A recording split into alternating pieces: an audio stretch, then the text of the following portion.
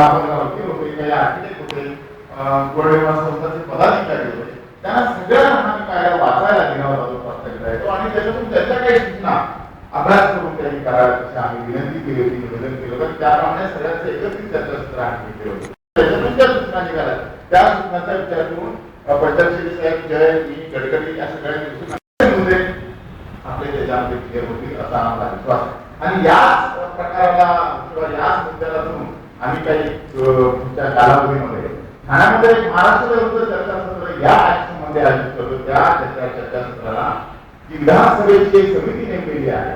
कारण हा कायदा शासनाने डायरेक्ट विधानसभेमध्ये आणला होता मंजुरीसाठी. त्यावेळी मुंबईला आम्ही एक मोर्चा काढला होता, धरणं भरली होती एक दिवस.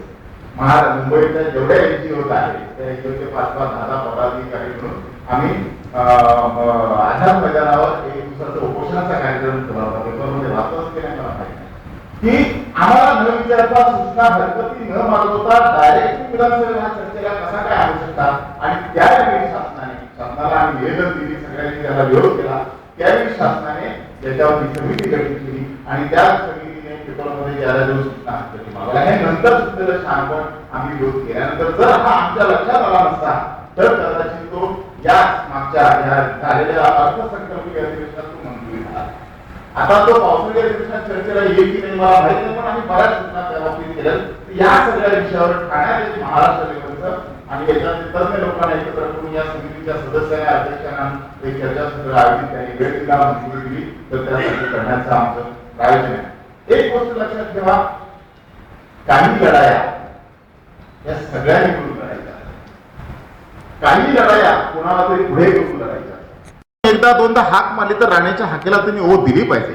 कदाचित तुम्ही व्यस्त असाल, कदाचित तुम्ही कामावर असाल, कदाचित तुम्ही गडबडीत असाल, पण ज्या ज्या वेळी अशी वेळ येईल त्यावेळी कालच्या परवाच्या पेपरमध्ये एक बातमी वाचली मी महाराष्ट्र टाइम्स मध्ये, तुम्ही लोकांनी वाचली असा. आम्ही या केससाठी 1000 रुपये आम्ही सोसायटीकडनं घेतोय, ठराव करतोय. या मागच्या आमच्या भावना पैसे कमवणं हा नाही. आम्ही तुमच्याकडे 100 वेळा पैसे मागणार का? उद्या हायकोर्टातून सुप्रीम कोर्टात जावं लागलं, आम्ही प्रत्येक वेळी पैसे मागणार का?